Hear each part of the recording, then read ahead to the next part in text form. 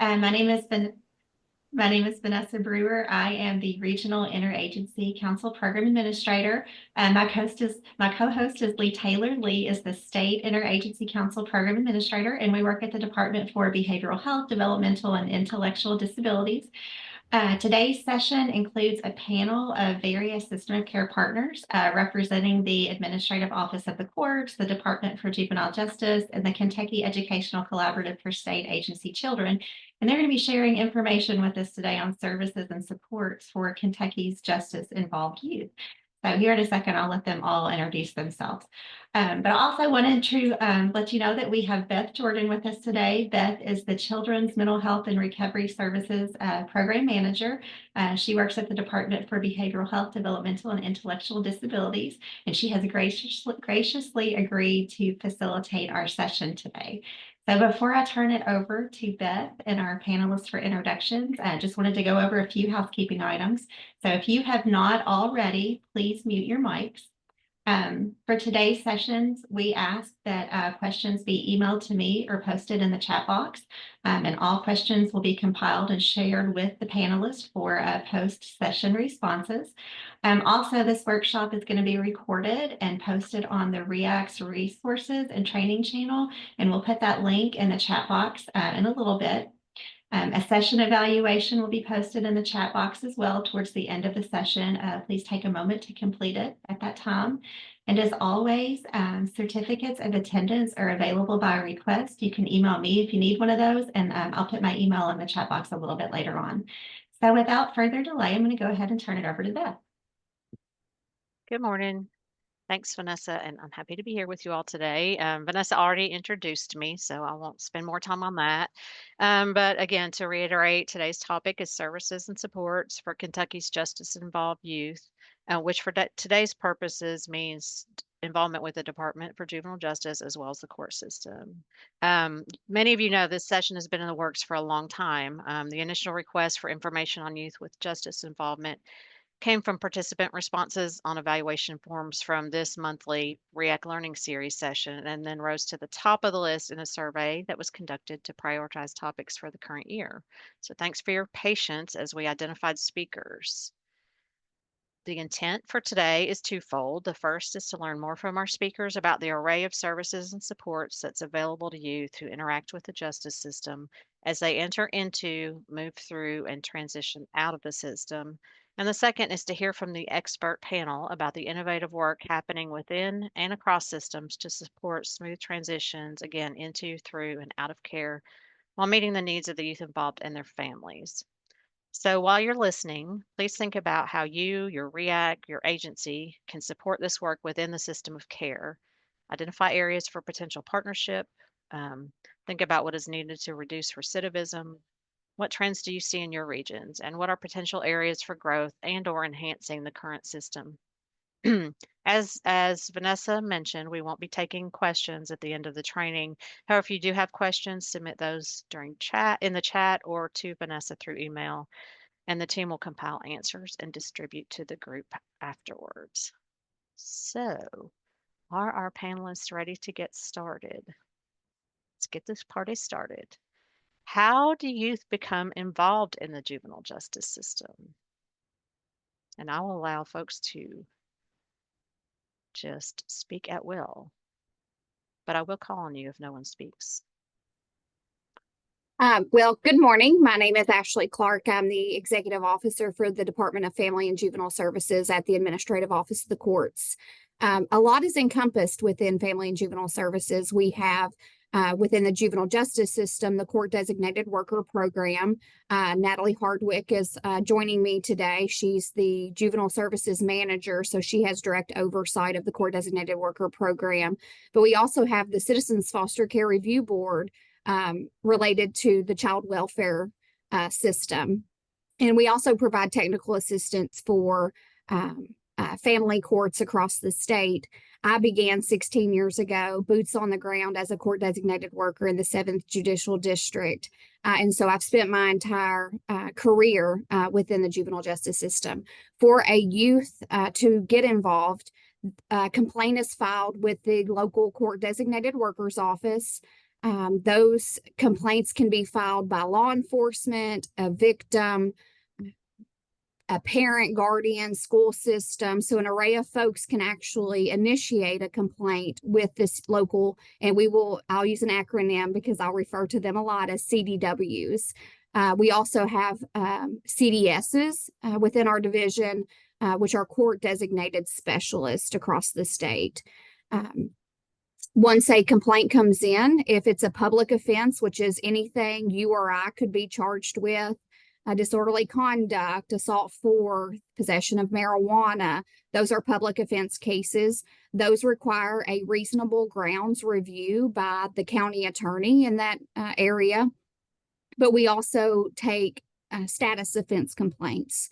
Those would be any complaint that you could not be charged with as an adult. Habitual truancy, habitual runaway, beyond the control of a parent, guardian, or school system. And so how many complaints are we actually talking about a year that youth are being involved in the juvenile justice system? And Natalie's going to toss in the chat just an array of data points we wanted to share with you all. In fiscal year 24, we had 16,705 complaints filed with court designated workers statewide. When I finish speaking, I will also put in the chat a link for performance measure data where you can actually, it's an interactive link that you can get on and search by county and really decipher. If I'm wanting to look at McCracken County data or Pike County data, you can get on there and see what does that look like for your individual counties. We apply, as in we, court designated workers apply statute in terms of eligibility. And so if a county attorney provides reasonable grounds to move forward on a case, we are statutorily required to do a preliminary inquiry intake where we interview the youth, and then we apply statute to say, is this youth eligible for pre-court diversion and work with a court designated worker, or do they need to go into the formal court system? If a youth goes on pre-court diversion with a CDW and they successfully complete the agreement, then the charge is dismissed against them. They have no formal court record. And I believe Natalie has included some success rates across the state. So we know that if children enter the formal court system, so walk through the doors of a courtroom, recidivism rates do increase. So we are always looking for how can we work with youth prior to them going into the formal court system, which we know criminogenic needs tells us that a youth recidivism rate is going to increase at that point. Included in diversions, we try to address prevention, education, accountability, and treatment if necessary. We utilize evidence-based screening instruments. The global appraisal of individual needs short screeners are conducted on all youth, which tells us, does a referral need to be made for a clinical assessment to be completed? It's really important to note that the Administrative Office of the Court does not provide direct services, so we don't contract with providers at all. We really lean into the local community, so who's available to do those assessments. This is not an official court order, and so we do connect families to resources and supports within the community, and why it's so valuable, as Beth said, to engage in the Regional Interagency Council to bring those barriers or lack of services and supports. If we're seeing trends in a certain county and we don't have services and supports at the local level, to really feed those into the REACs so that they can problem solve and really come up with ways to intervene to address the needs of the population at the local level. Thank you, Ashley. And I almost broke my own rule. I found myself identifying questions during this, but I will send those to Vanessa that we can respond later. Thank you, Ashley. And I did forget to say, as panelists begin to speak, please introduce yourself, including your role or your position. All right, would anyone else like to comment on how youth entered the system? Sure, Ronnie, I see you're off I'll mute. jump Thank in. you. Hi, my name is Dr. Ronnie Nolan. I work with the Kentucky Educational Collaborative for State Agency Children. We are a legislatively created agency, um, developed as a collaborative model, a partnership that brings together all of the child serving agencies in Kentucky, including the Kentucky Department of Education, the Department for Community-Based Services, the Department for Behavioral Health, Developmental and Intellectual Disabilities, as well as the Department for Juvenile Justice to meet the educational needs of children and youth who are in the care or custody of the Commonwealth. Each year, we do that through an additional collaborative partnership with our local school districts across Kentucky. So we are currently in 46 different school districts that have programs that serve children and youth who are in the care or custody of the Commonwealth. And as we start talking about, from our standpoint, the educational services that we support in kids who come into our programs, I want to make sure that we differentiate for purposes of our discussion, for me, that I'm not talking about all kids that come into contact with juvenile justice or with the administrative office of the courts. Our services are directly for those children who are placed in a program that is operated or contracted by the Department of Juvenile Justice, which is a much smaller number than the overall 16,700 that enter into the AOC's arena.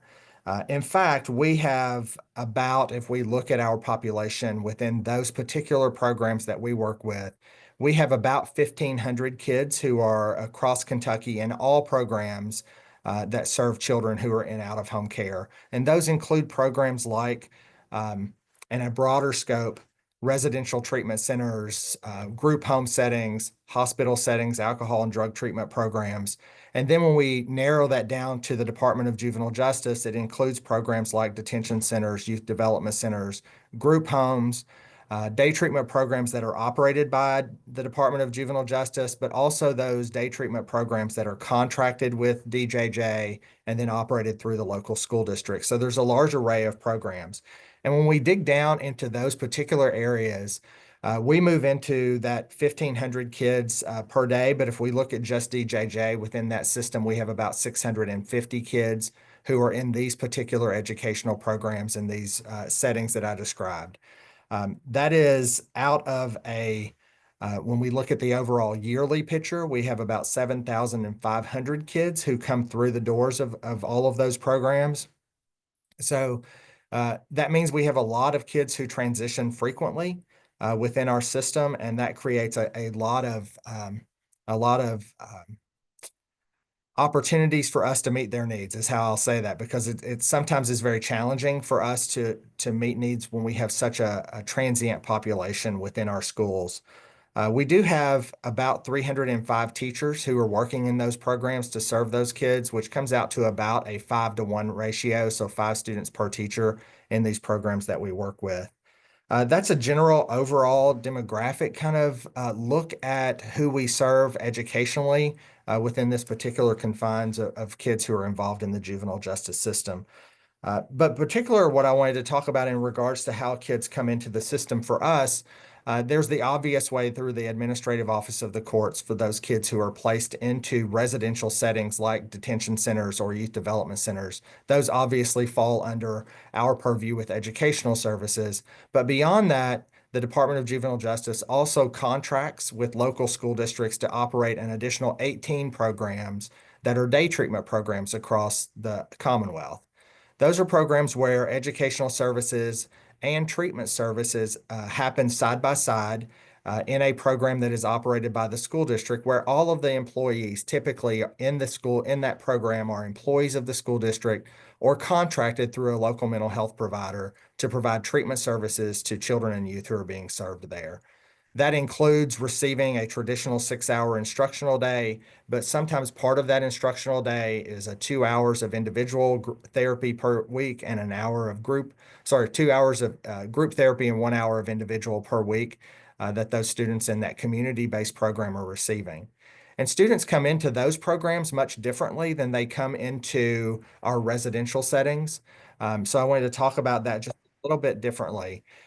In this particular area, in those day treatment programs that are operated by a district, students can be referred to that by the local FAIR team as part of that diversion process. So whenever we have a kid who is involved with, becomes in contact with the administrative office of the courts, in whatever avenue that happens, one of the diversion options in those 18 districts that have those day treatment programs is that they can, instead of placing into a residential or returning back out into the community, there's some additional supports through those contracted day treatment programs to support educational services and treatment services for those youth. That was several years ago with Senate Bill 200. Prior to Senate Bill 200, kids oftentimes went in front of a judge or went through the court system, and they were court ordered into a day treatment program as part of their treatment plan. But with Senate Bill 200, and when it came into effect, we really saw a reduction overall in the number of kids who are being referred to day treatment programs because they just simply weren't going in front of a judge. There were a lot of other diversion programs that were happening. But in order to be served in day treatment programs, they at that time had to have a court order. And so we saw a real gap between what we could offer educationally and through treatment services and and the avenue that kids could come into contact with that.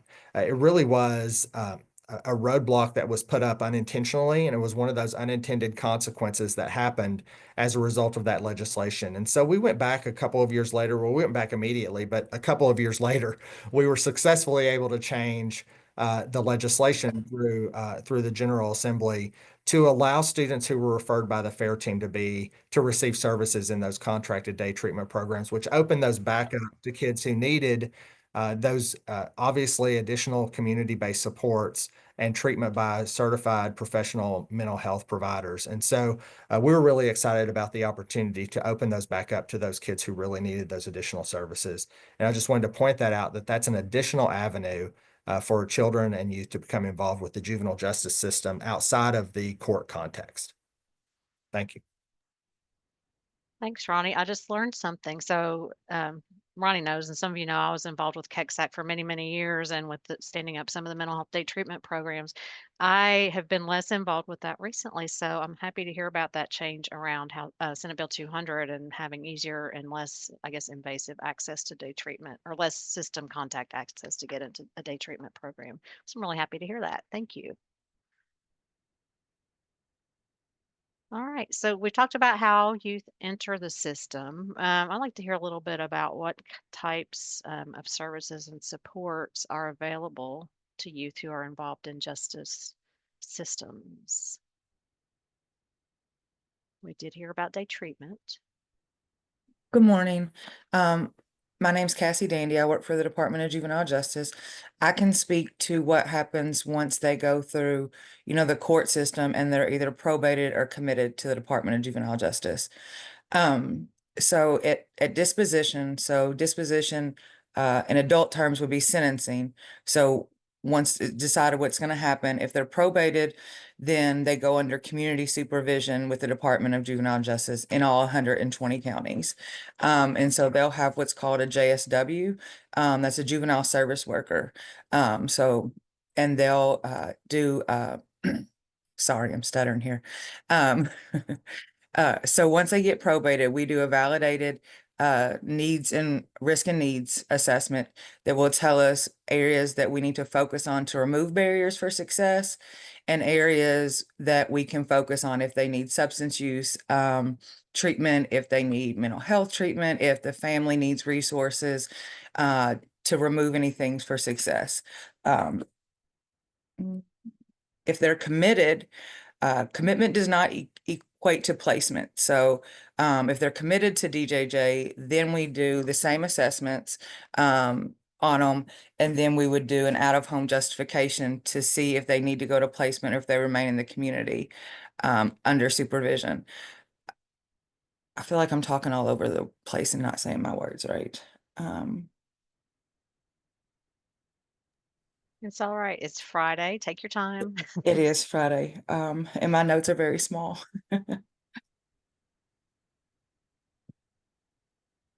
but all youth get the same thing. So it depends on what resources we have in what communities. So from Pikeville to Paducah can be different on what the families need. And so we look at also try to build in natural supports that are in the community that can assist once they've successfully completed either probation or commitment, that they'll still have, the family will have access to those once we're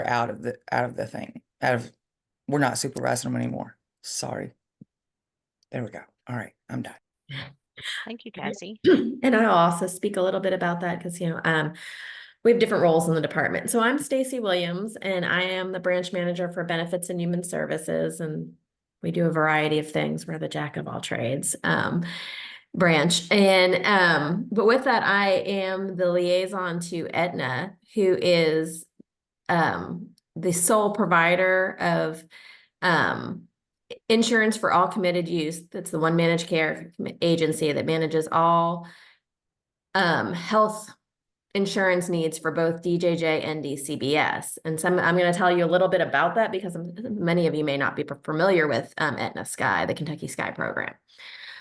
So this is only available for youth who are committed to the department. And I apologize, the way the sun is coming in my window right now, a little dark. I'll turn on witness protection there for a minute.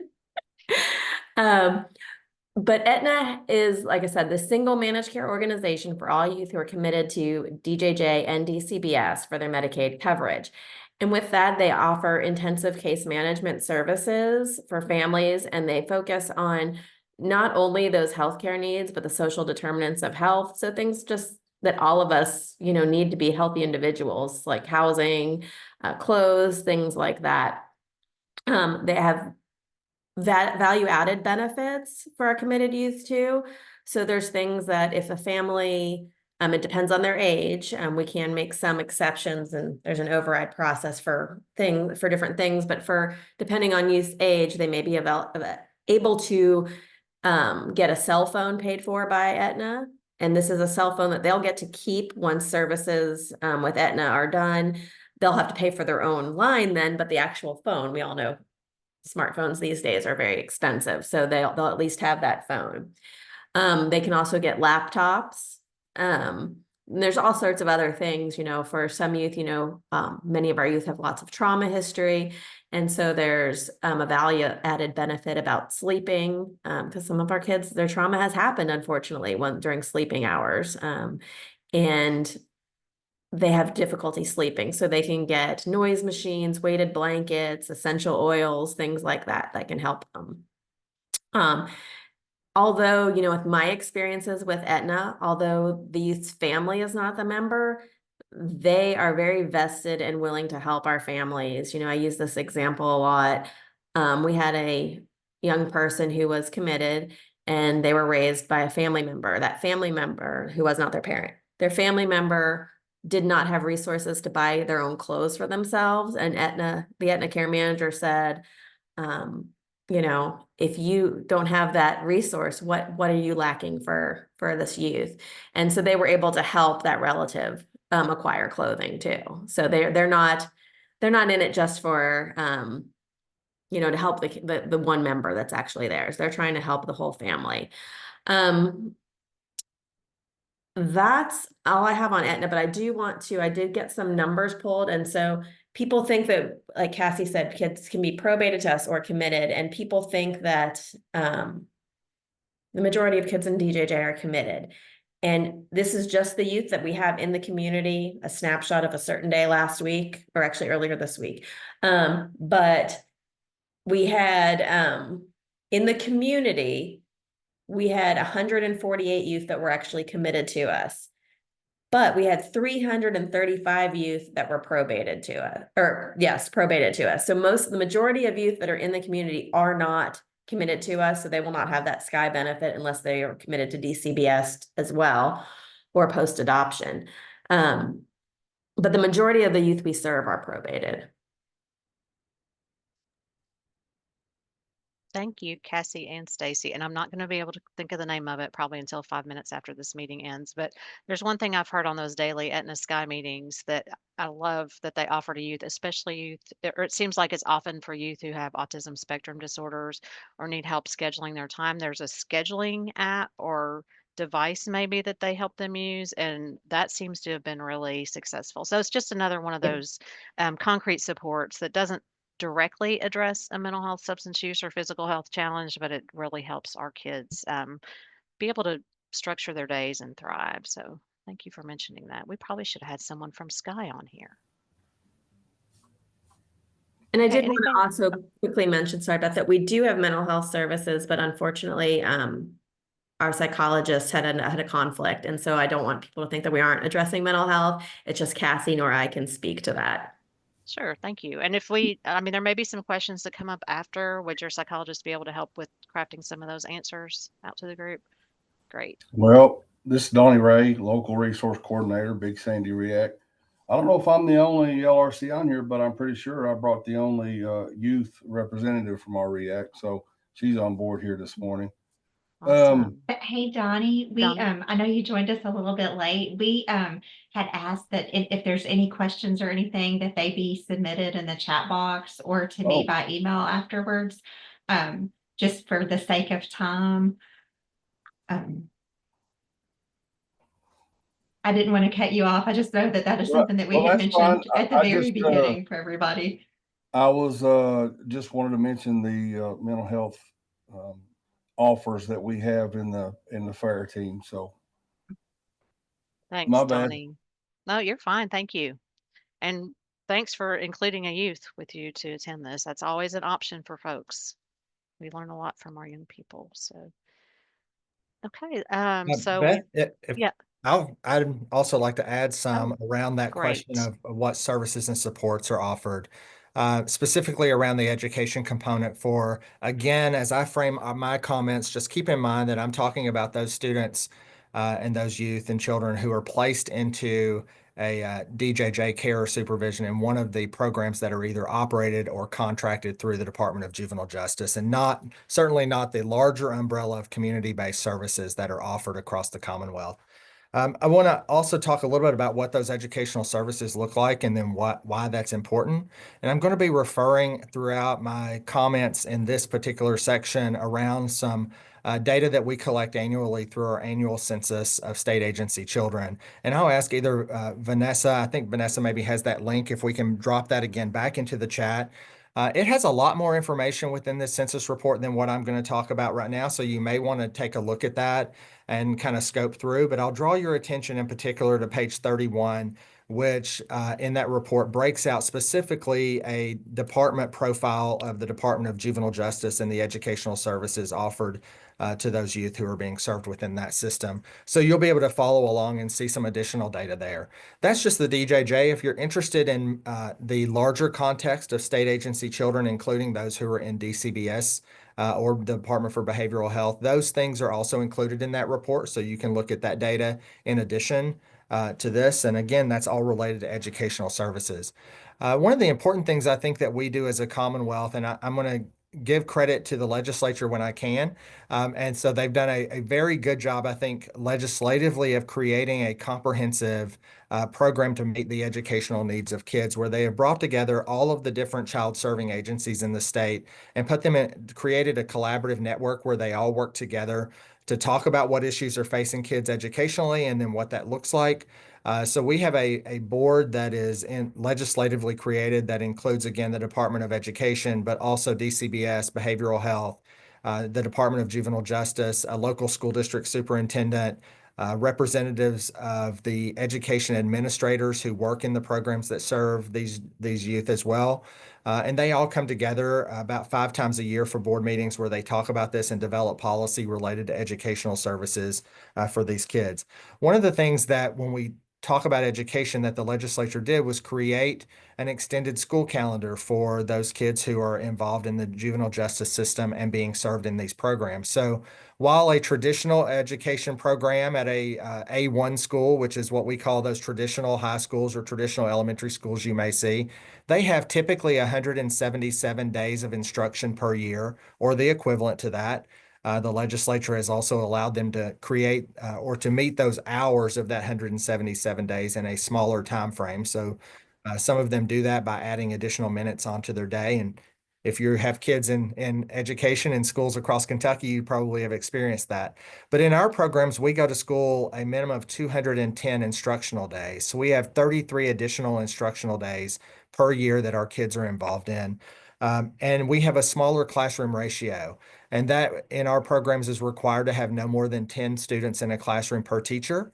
There can be up to 15 kids in a classroom if there's also a teacher's aide available in that same classroom offering supports to those students. That compares to about an average of about 30 kids in a traditional classroom environment where a lot of our kids have not been traditionally as successful as we would like them to be. And so we have a lot of really individualized instruction that's taking place in these programs because we have such small classroom sizes. Again, when we look at our overall teachers, we have about 305 teachers in these programs serving about 1,500 kids each day, which comes out to about 5 students per teacher in these programs, so they can really focus on what are the educational gaps that our students have, and then how can we develop a pathway forward for making sure that we close those gaps for our kids while we have them. So one of the things that's really important to us when we look at our students and some of the education services we offer are around accountability and education and evaluation of the programs that we're serving. I'm sure many of you have questions about that as well. And so I'll talk about that just briefly before I move into some additional demographic data. One of the things I think is really important for us to know is that from our agency, which contracts with those local school districts, the 46 school districts across Kentucky, we provide them with some additional financial support that flows through the General Assembly into the Department of Education. And so we distribute that out on a per child basis based on the number of kids that district is serving in one of the programs that is operated or contracted by the Department of Juvenile Justice. That additional funding right now is about $7,300 on top of the SEEK funding that is provided and the IDEA funding or any special education or title funding that may come. That's essential for us to be able to provide those extended school days, but also the smaller classrooms, which cost a lot more, as you can imagine, than the services that we provide in a traditional educational setting. We are really focused because we do that. One of the things that we do is we also then monitor those programs annually. So every education program that is serving those state agency children, which is how we identify those kids in juvenile justice programs, they are monitored annually by a program improvement specialist through our office. We have 2 of those, one that serves the western part of the state and one that serves the eastern part of the state. And we just divide it in 2 down the middle, essentially. And they make sure that they are getting a quality education based on the indicators that are aligned with the Cognia standards for academic success and the Kentucky standards for education in our state. So all of those are aligned. In addition to that, we have what we call a specialized program improvement program or a specialized program improvement process where we identify based on those initial monitoring of those sites which programs need the most specialized individual assistance to make sure that our students are getting what they need to get. We started that program where we provide some additional support. So in addition to the annual monitoring that they would get from our office, they also get up to 6 or 7 additional site visits per year with technical assistance on site, professional development for their teachers who are working in that program that are, again, targeted toward what the gaps are that we're seeing when we do reviews of their educational program. And we also provide them with some additional funding to help them improve their services, whether that be through professional development at the local level, or if that is through additional supports or technology or educational instructional materials, whatever it may be to help improve the services that are being provided. In addition to that, these programs are monitored by a lot of additional agencies. The Department of Juvenile Justice has ongoing monitoring of all of their programs through Title I. They have Medicaid monitoring going on. The youth development centers and detention centers are also monitored by DJJ, including the education program that's happening there. The KDE Office of Consolidated Monitoring also visits all of these programs as well to make sure that they are meeting the standards as outlined by the Kentucky Department of Education. And then finally, I'll add that the Kentucky Department of Education Office of Special Education Services also do special education monitoring site visits of our programs to make sure that they are also meeting the special education needs of our students. So there's a lot of monitoring going on. In fact, when we look at the amount of outside eyes that are coming into an educational setting and specifically evaluating what's happening educationally, you'll see that these programs are monitored by an outside agency at a much higher rate than any traditional educational setting in the state. In fact, most traditional education settings don't get a visit like this at all for the year. Certainly not from the department. When we look at the number of traditional schools that we have, the Department of Education and other agencies certainly wouldn't have the time to monitor all of those programs annually in the way that we do. So we try to make sure that our students are getting the services that they need. Certainly there are still gaps, which is why we created the specialized program improvement process, because we knew that there are some, just like with traditional schools that we've seen, we have some programs that are not as good as others, and we want to make sure that we're providing the supports that we can to help them improve the services that they're offering. Again, as we talk about why I think all of that is important, I want to share just a little bit of demographic data that you can follow along with your census report if you have that link that's in the chat, or certainly you can look at it later. We have about 45% of the students that we serve, that our agency serves across the state. About 45% of those are in DJJ programs. Those are either operated or contracted for programs that are run by the Department of Juvenile Justice.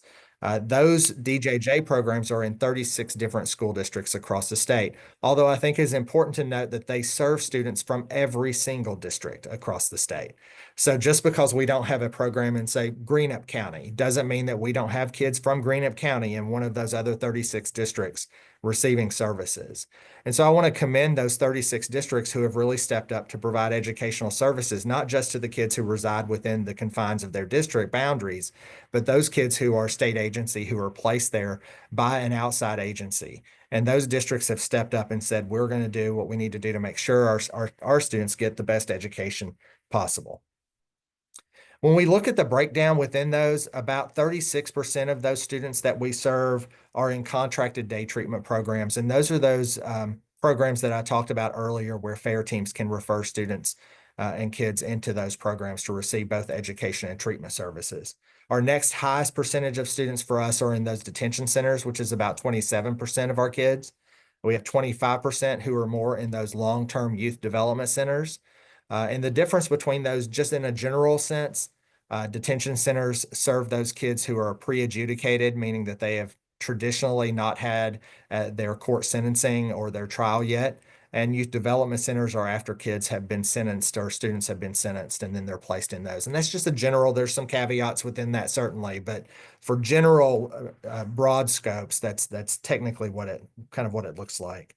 And then we have 11% who are in day treatment programs that are operated by the Department of Juvenile Justice. It's important to note, in those day treatment programs, the kids still live at home.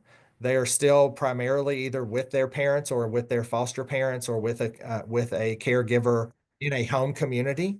And then they just receive educational services at their traditional school setting or in an alternative type setting where they also get the treatment.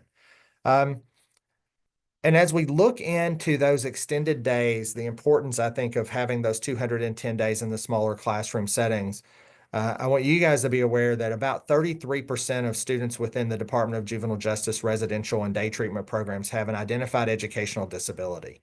That's 33%.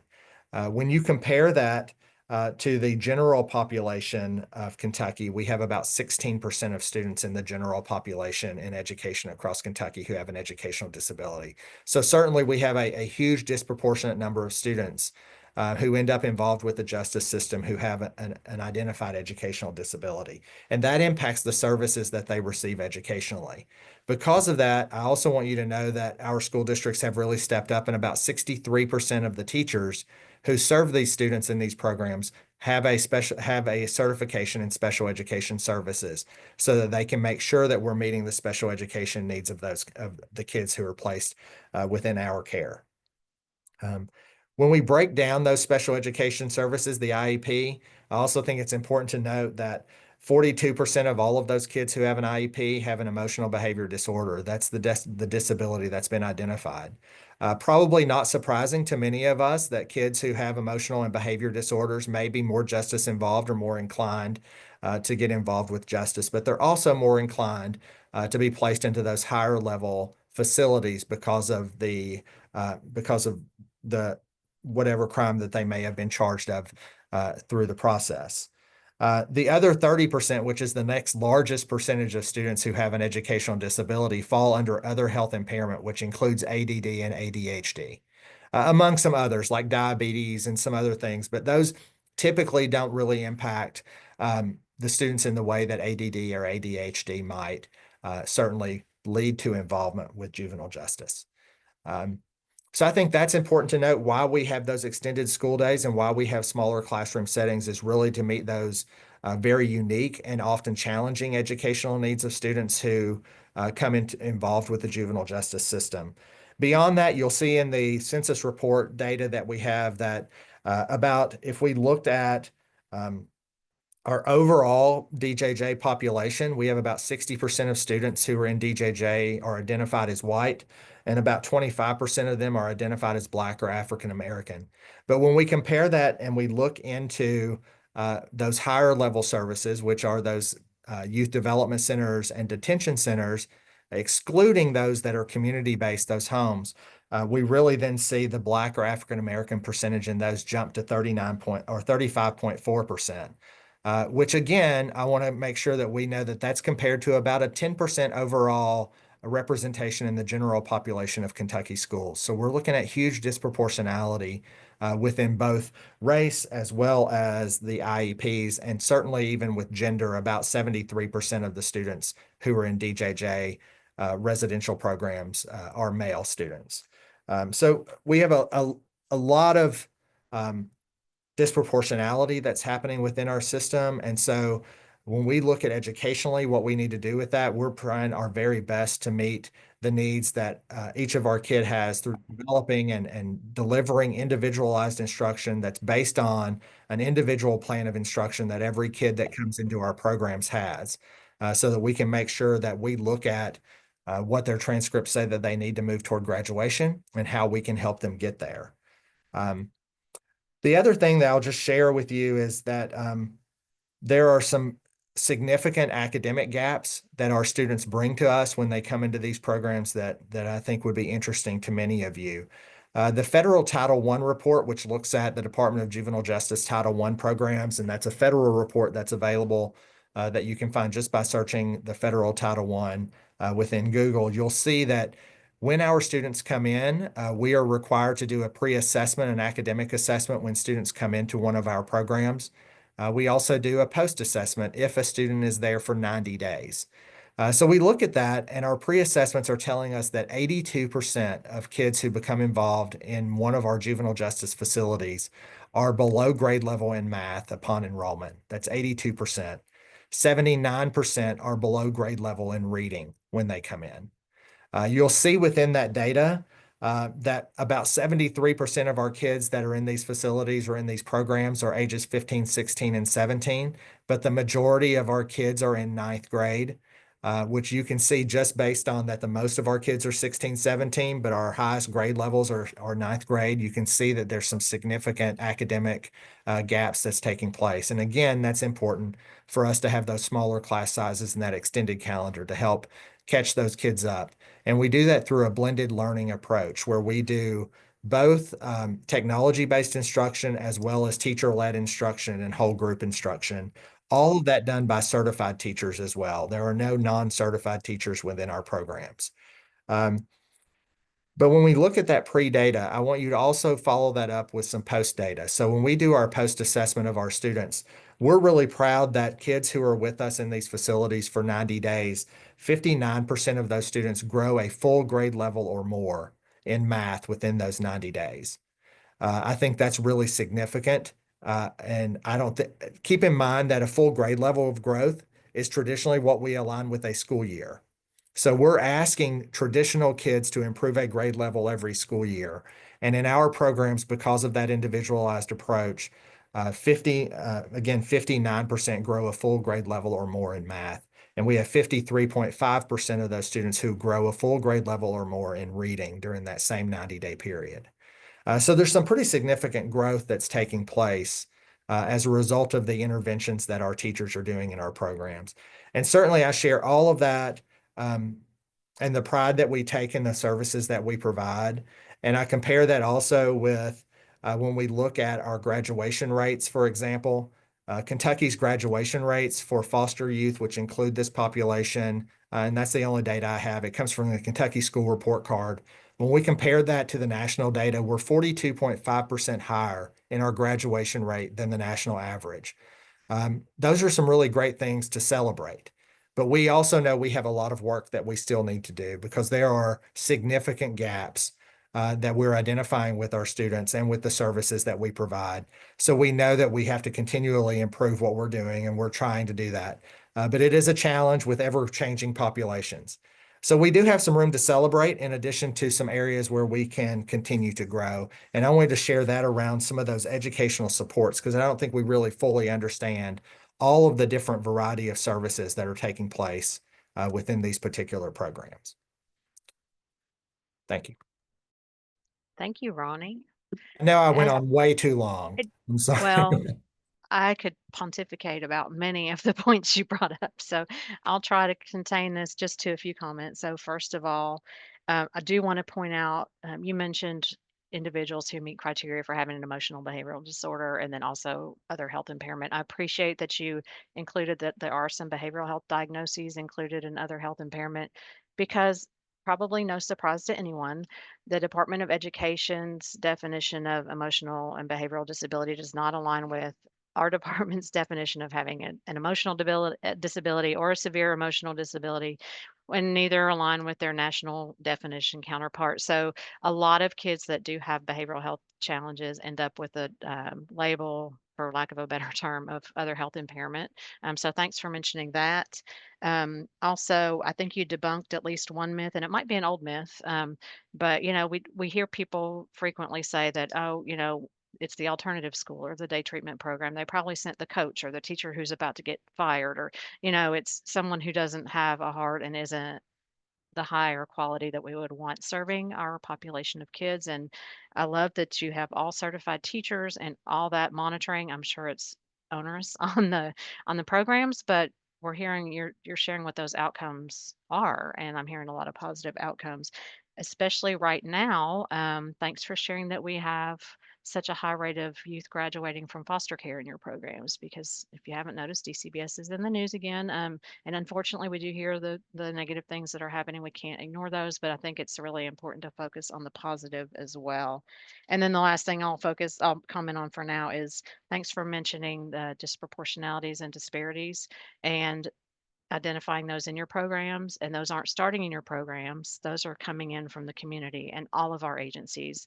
And the only way to decrease those disproportionalities once a child is engaged with the justice system is to look at those in the community and at our referral pathways and how we screen and assess and identify folks in need of treatment. So I'm going to stay with those 3 points. So thank you, Ronnie.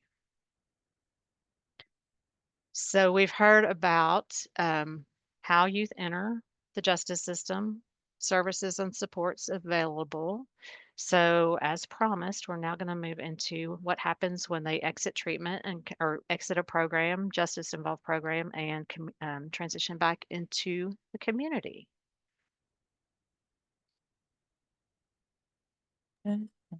Okay, I'll speak to that. Thanks, Cassie. And I'm going to give a brief synopsis of what happens because it can be a very lengthy process depending on the kid or the needs of the family. But as a general rule, here's how it goes. So once a kid enters a residential facility, it doesn't matter if it's a group home or a YDC, a PCC, anything of that nature. A PCC is a private child care facility. So if they're placed outside of, DJJ, or it could be independent living, wherever they go that's out of home, We start the aftercare plan once they, thank you for saying YDC, yeah, Youth Development Center. So those are level 3 and above, right? And so regardless of where they go, we start the aftercare plan upon admission, because we don't wait to the end. So we have meetings with the residential counselor, the youth, the guardian, the community worker. And so we, treatment directors, medical. And so we look at all aspects of the youth to see what they're going to need when they transition home. Where will they go when they go home? Will they go back to a parent or guardian? Will they go to DCBS? Will they go to independent living? Like, where are they going to go? And then what are they going to need when they get back? Are they going to need medication management? Where are they going to go to school? Are they going to need mental health referrals? Are they going to need any court orders that they have to do, any continued treatment? What do they want to do when they get back? Do we want to get them in after school programs? Do we want to get them in sports? Do they want to learn music? And so, or whatever that community has to offer statewide. It can be different, again, like we said, Pikeville to Paducah, different counties have different things to offer. So we base that on the youth and the family's needs. We also have, so that we start that on intake, and then every 30, 60 days, we still talk about it the entire time they're in the placement. So we try to set the youth and family up for success. Also, what is going to be the expectations of the youth and the family once they come home with the Department of Juvenile Justice? Yes, you're expected to go to school. Yes, you're expected to not have any more, negative behaviors. What incentives do we use? What are possible graduated sanctions? So they come out with an understanding of what the expectations are, so we don't set them up for failure when they come home and then we hit them with all these rules. So we can talk about it as they go. And also, what is expected is also based on the kids' needs, what their pattern of behavior is, how we can reduce that so they don't go back in the system. Stacy's talked about Sky, but we also have a resource center for youth. For example, if they need certain things, let's say they're going back home, but they don't have a bed. So we're not going to deny that home placement based on them not having a bed. We're going to get them an air mattress or some other kind of mattress or bed that they can use. They're going to alternative school. They need uniforms, but the family can't purchase them. We're going to get them uniforms. Let's say they get a job and they need a certain type of shoes for a job. We're going to get those things for the youth to reduce those barriers and set them up for success. And it's all on an individual case. Some families need a lot of support. Other families don't need as much. So we really look at them on an individual basis, and it's a continued conversation of what they need. That's a brief summary. And then I'm going to add a little bit to that, is that some of you may have heard, because it's been announced by the Department of Medicaid, that the Department of Juvenile Justice and the Department of Corrections for Adults DOC are going to be part of a Medicaid expansion. Currently, our Youth Development Center youth are not in a Medicaid eligible placement. So they don't get those Sky services until they return to the community. But in 2025, late 2025, I should say, there's going to be a reentry waiver that's going to take effect. And in that, they're going to be eligible for Medicaid 60 days prior to release from Youth Development Center. And with that's a great advantage to our kids, because we all know, especially we've talked about some mental health, you can't get on a waiting list, and there are all waiting lists for therapy and to see your psychiatrist until you have that Medicaid card. They won't put you on that list until you're Medicaid active. So this will enable us to assist the family in getting those appointments set up prior to release. So those youth can at least get on those waiting lists, and that will help things. And with that, they're also going to leave with Medicaid paying with at least 30 days or with 30 days of medication. Currently, the department pays for their medication that they leave with, but we'll be able to bill Medicaid, and they'll pay for 30 days of medication. And the Sky Services, some of them will start before they leave the Youth Development Center. I should say that our kids in the group homes are in private childcares already have Medicaid. And so those youth are all full, have the full Medicaid package and are fully covered. I'm extra excited about this Medicaid waiver because Stacy, I know you and I and maybe others on this screen worked on this pre-COVID. We were working on it pre-COVID, all these amazing things lined out, and then things changed, times changed, and I worried that this would never come back, but it's back. And like Stacy mentioned, this is huge for kids exiting.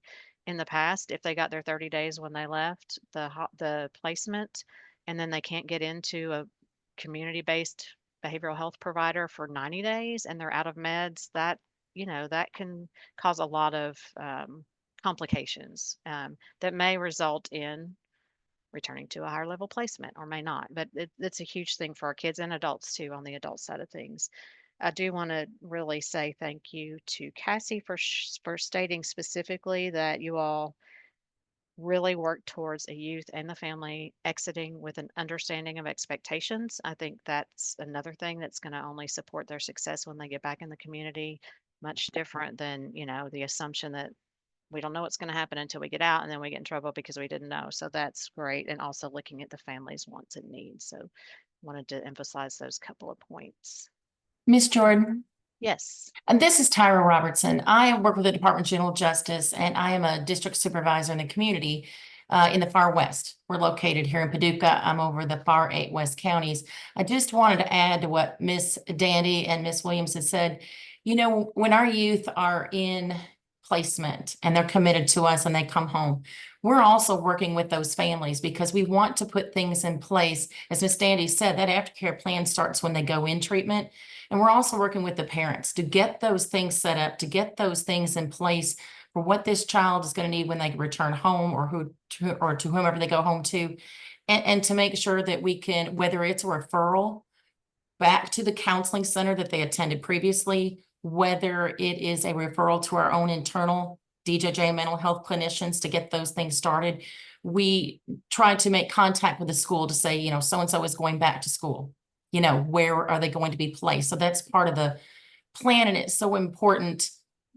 Treatment doesn't end at a facility. It's got to continue in the community in order for them to be successful, because our whole goal is to have the children released either from probation or commitment. And I can say that internally, like when they're probated, like I said, Paducah doesn't have maybe the resources, obviously, that Louisville or Lexington has. I know I'm a DJJ rep for our local REAC board for the purchase area. And we've tried to have resource fairs so that we can present to families resources maybe that we didn't even realize or they didn't realize were available in the community. As Miss Dandy said, if the child doesn't have a bed, there are 2 resources here in our area, to have, it's Sleep in Heavenly Peace is one of them, where they make beds for children. We make sure, and there are resource guides that our REAC has tried to make sure that we have and can distribute so that families are aware of what there is in the community, things they didn't think of that they need. And we try to get those things fulfilled. And we also, even with the I think we're down to like 3 minutes. okay, So sorry. that's specifically for Paducah. So I appreciate you chiming in there, but we can roll this up so we don't go over the time. Thank you though, Tyra. Thank you. And I do appreciate that discharge planning starts at admission. That's something that we would love to see across all services. So thank you for speaking up, Tyra. All right, let's see. Beth, if I can Yes, go join ahead. in just about Absolutely. education-specific transition services and Okay. planning around that, because I think I talked just briefly that there are lots of ways that we should be celebrating and lots of things that we're doing really well. But I also think there's some areas that we can continue to grow in. And transition services, I think, is one of those areas for the reasons that I'm going to share with you. When we look at our data, which, by the way, all of this data is collected that we've shared with you through the Kentucky Department of Education Student Information System, which is the Infinite Campus program. It's a blessing in that we are one of the few states that has a unified student information system that crosses all systems within the education program. So that if a student moves from district to district, those education records are all online. So that's a real blessing. But what I think one of the challenges is that we have to remember is that the data we have within our Infinite Campus system is only as good as the people who enter that data. And so we have a lot of transition that I talked about earlier. And I want to talk just briefly about that. Within our programs that serve kids who are involved in the justice system, the average length of stay for us is about 77 days. But when we break that down into some of the other programs, our day treatment programs, the average for the education program is 82 days. The YDC is about an average, that's the Youth Development Center, is about 72 days. But when we look at detention centers, our average length of stay is 8 days. Now, certainly within that, there are lots of variations, and we have students who are there longer and some students who are there shorter periods of time. But that creates quite a bottleneck of record keeping and records transfer, as you can imagine. Because every transition that our students experience have to be entered into that system so that their records can continually transfer to their new school district. And there's a process in place where the receiving school has to call the old school or send a notice to the old school to release records back to them. And then those records have to be updated with what courses they took, what their scores were while they were in the programs. And so there's lots of movement within that transition and specifically around updating records because we have such rapid transitions sometimes within our program. Some of those, as I said, much more frequent transitions than others.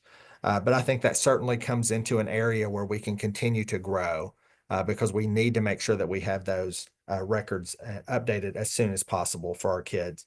The other thing I'll talk around transition again is we talked about this a while back, several of us, but one of the things that I was struck around the transition back home, and I think Tyra touched on it when kids are going back to their home school and you're making contact back about that transition. I was in a program, one of our programs several years ago, and I met a student. I'm going to change her name for the purposes of this, but her name was Summer. We'll say Summer was telling me that they were in their class and they were reading the book, The Scarlet Letter, which she loved. And she talked about comparing her experience within the child welfare system and the juvenile justice system to the Scarlet Letter. She said that she had transitioned back and forth between programs, many times throughout her life, including moving back to her traditional school that she originated in, where in that school, she had some behavior that resulted in her removal from that school, including she told me that she had thrown a desk at a teacher, that she had used some pretty strong language in the classroom and with people, and certainly all of those things happened. But she talked about that she had been through treatment, that she had received appropriate educational services, that she really felt like she had grown as a person and recognized those areas. But that when she went back to her home school, she felt as though she had a scarlet A on her chest. And the A was for alternative, that she had been somewhere outside of that school, and that all of those people in her home school that she went back to didn't fully understand the growth that she had experienced and the treatment and the transformation that had happened in her life. And so she went back having to face that same challenge and to prove all of those people that she was a different person. And that's really challenging for our kids who have been in some pretty intense treatment services and have had their needs met in a small environment where everything is tailored to their needs to help them close those gaps. And then they're going back to a community where they might not have had such a great experience before. So I think that's one of the real challenges. And when we expand on that further, I think one of the other challenges that we have are many districts across the state have accepted or adopted policies that automatically place kids who have been involved in these programs into their alternative school immediately as their first point of transition when they come back into their district. And what we really support and advocate for is that every single kid's individual needs need to be reviewed. And maybe the alternative school where it's a smaller environment is the best environment for them. And maybe that's the best placement, but it's not necessarily a blanket placement for everybody. And so we really challenge districts that are outside of the purview of the ones that serve these kids primarily, that they really explore those policies to make sure that we're looking at kids' individual needs and not treating kids as a whole group of kids with just a blanket policy that might not meet their individual needs. So I'll share again, we go back, we have lots of things to celebrate, but we have some areas of growth that we need to focus on too. Thank you, Ronnie. That was impactful. And I think it's not just their peers, the youth that they're going back to that may not understand what happened, but oftentimes it's the education personnel and others in the community too. So And I share that teachers are people. yeah, You know, they are. we're all just people, and we have our experiences that kind of, form our development and our identity, and we remember things. And so it's a challenge sometimes that you're on your defensive, you're defensive when something really negative had happened to you, and you see the person who did that come back in. It's hard to move past that, but we really have to challenge each other and all of us to understand that our kids are growing and transforming and learning, and that they're not the same person their entire life that you dealt with. Certainly, I don't want to be judged on my worst mistake, and we have to remind all of our people that we don't want to do that. And Beth is laughing because she knows when I was 12, I used to wear a chain link fence, or what is a chain link belt with a belt lock and a pad as my belt. And so I went through some things too, and I don't want everybody Hey, to it was the remember just 80s. I that. It mean, was the 80s. no, but I think that does tie back to the importance of making those connections to the community, back to the community before the actual physical transition of a young person back to their community. And make sure everybody is aware of what's happened, and giving them some support for that transition too, because the adults and the other community members need not the same amount of support probably as our young person coming back, but they need support as well. Whew, so that's a lot. We have one more question if folks can hang on a little longer. We're moving on through the system. Now we've transitioned young people back to their communities and families. What supports or services or programs, what things do communities need to have in place to reduce recidivism so that youth don't end up back in justice involvement? Well, I'm going to chime in, Beth, very early on within youth being involved in the juvenile justice system. I think we have to remember that not every kid, the majority of kids, are not probated and committed to the Department of Juvenile Justice. A significant amount of youth are diverted without entering the doors of a courtroom or a detention facility. And so for the court designated worker program, we truly focus on building pro-social connections. And so cognitive interaction skills, motivational interviewing, cognitive restructuring techniques, and just to give a couple examples, a thinking report, a problem-solving worksheet, cost-benefit analysis to really assist youth in making better decisions, better choices in the future, and then also leveling out dosage. And so not all youth need a high level of intervention or monitoring. We can actually cause harm with youth if we over-service them or we remove them from pro-social events or opportunities. And so how do we also really look holistically at the family and give them opportunities for pro-social involvement? What motivates this individual child? Court designated workers shouldn't be that primary support and praiser to the youth, though we want to use a graduated response and give verbal praise any opportunity that we can. But how can we connect them to folks in education, to a school resource officer, to a Frisky, a family, I went blank, Frisky, Family Resource Youth Service Center. How can we pull in those people that really have hands-on, eyes on these kids every day out in the community, that can be those go-to people well after the fact that we're gone? And one point that I did fail to mention when we spoke about how kids enter the juvenile justice system, when a law enforcement officer at 2 a.m. has a kid in custody and they're charging a youth, they're calling a court designated worker who is responding, who's interviewing, who is statutorily required to look for least restrictive alternatives for placement. We don't identify where a kid's going to go. We don't say, okay, you can execute a release. We make a judge call.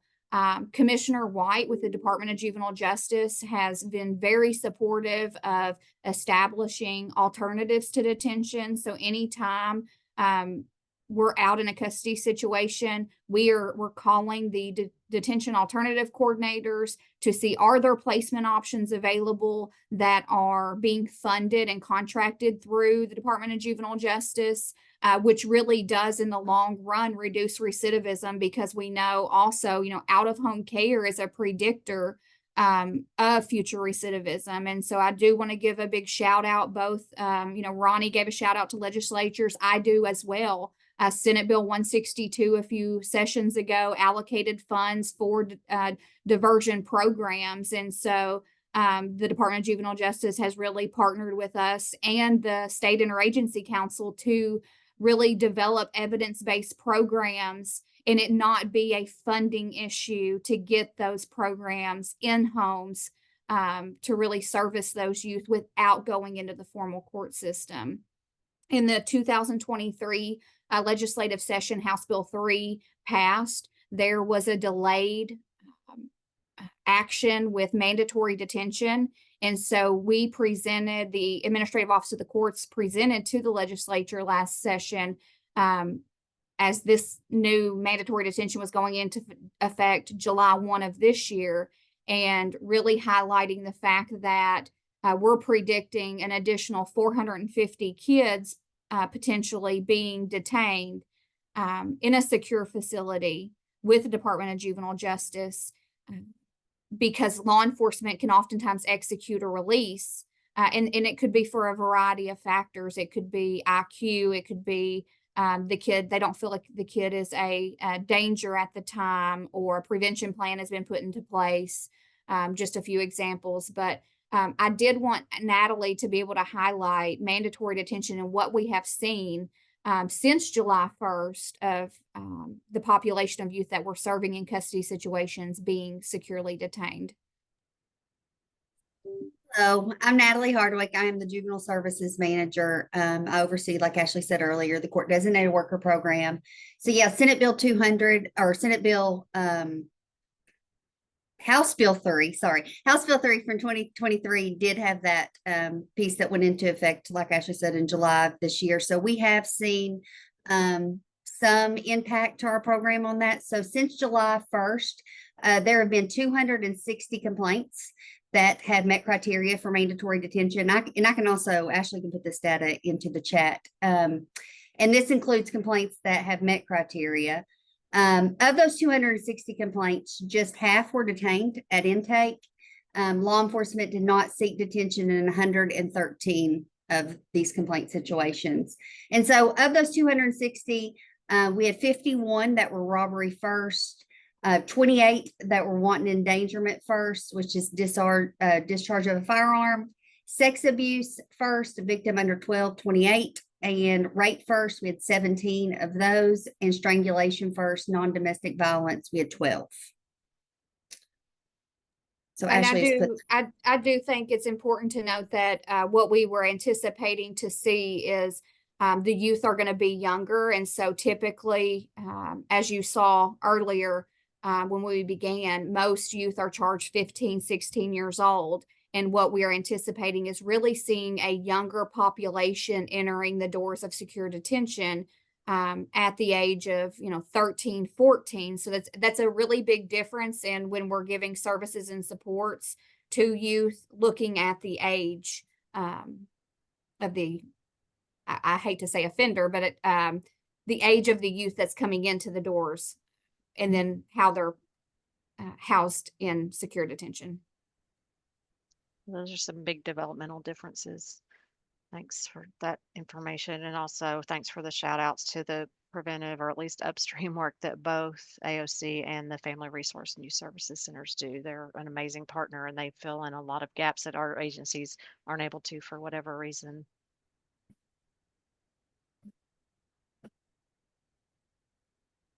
I'll just say one more thing, Beth, about Sure. the recidivism part is like Ashley said earlier, is we don't purchase services to the AOC. So we really rely on our REACs to help us collaborate and provide services, or tell us about services that could be available within their communities, or help us partner to develop those services that we need within our communities. And recently, House Bill 611 has changed diversion from a 6-month period to a 12-month period. So that allows us more time to work with that youth. And so part of our transition plan within the diversion program is we are piloting case plans. So going to a more interactive approach with kids. And so at the end of that case plan, we do meet with those youth to talk through goals that they may have for the future, to help hopefully reduce them coming back into our office. And so when we end that diversion with them successfully, we bring them into our office and we sit down with them and we talk through why they were successful, and then what are their goals after they leave our office, so that hopefully we don't see them again. That's great. Thank you. And also thanks to you both for, I forgot to mention 2 shout outs, REAC and SEAC, state and regional interagency councils. Yes, they are both great resources and partners. And the SEAC, the State Interagency Council, serves as our governing body for Kentucky's system of care, and then regional interagency councils manage the regional implementation. So I appreciate the mention of those. And I saw that Cassie had to leave. She had some things to say about prevention and recidivism. So Stacy, I don't know if you want to jump in there. I've got Cassie's notes, so I can do the Okay. best I can, but if Great. anybody has any questions, they can again submit those, and we'll get back to you. So we offer evidence-based programming, and we provide it's over here. So we provide referrals to folks in the community to provide those evidence-based programming to people or EBPs. And we also do some in the community, such as I know we have a journaling program in the community, but Cassie can speak more to that if anybody wants to know. But she did, we do focus on least restrictive. So as soon as a youth is stabilized and successful and completed their treatment plan, we try to get them home, because that is a least restrictive environment, and that's where we want them. Kentucky is a very large state with 120 different counties. And as you guys know, from Pikeville to Paducah and everywhere in between is very different. So we want to focus on the individual needs of that youth in that county, because a youth in, Breathitt County is going to have very different needs than a youth in Jefferson County. So we try to focus on that individual's needs and what their family needs too for long and short-term success. DJJ, like I said, I apologize because I'm looking at her notes. We want to take a holistic view to, look, and that goes back to Aetna too. I'll throw that in there since that's my area, is, we look at the whole family and the social determinants of health. And DJJ has some resources that they work with other agencies, and again with Aetna as well, to help kids get driver's license and photo IDs, like help them expunge records. We can help youth and their families if they don't get in touch with people who can advocate for them. And I'm blanking on the name of the program right now with the state, but help youth get in touch with the right agencies with education to help them get 504s and IEPs if they need to. So, we as a system need to work with our families, because research does indicate that the parents and guardians, when they're most actively engaged in the process, and supervision treatment is going to be better, and outcomes are going to be better. So we really need to work with our families to teach them how to, and that was one thing when I did come from the community before in this role, as when I was a supervisor of the community, is we really need to teach our families, because some of them don't know how to advocate for themselves.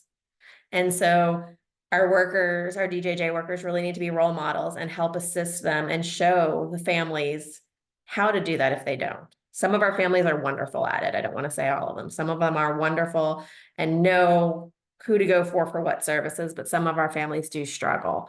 And those that do struggle, we need to assist them in order to get the best outcomes for our youth and our families.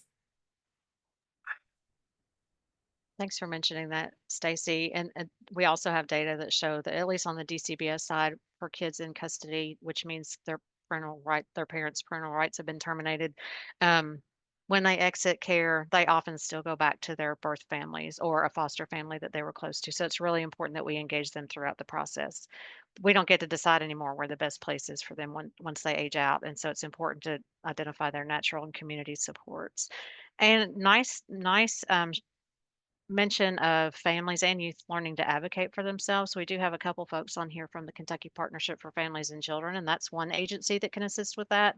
Also Kentucky Spin, and I'm sure there are other advocacy organizations too that are ready and waiting to help youth and family members learn how to advocate appropriately and effectively for what their needs are in the community. So that was a lot of information from everyone. I don't know if any of our panel speakers have additional comments or not questions, comments or things that they want to share. Just as a reminder, submit your questions in chat or to Vanessa by email.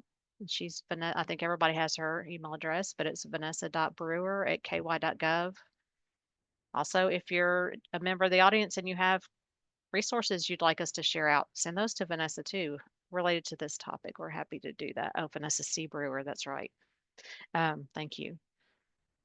I want to thank KEXAC, AOC, DJJ, all of our REACT members and other community members that attended today. We appreciate it. I think we got some really good information here. Vanessa? And I have put the session evaluation in the chat box. It's 4 short questions, so please take a moment to complete that.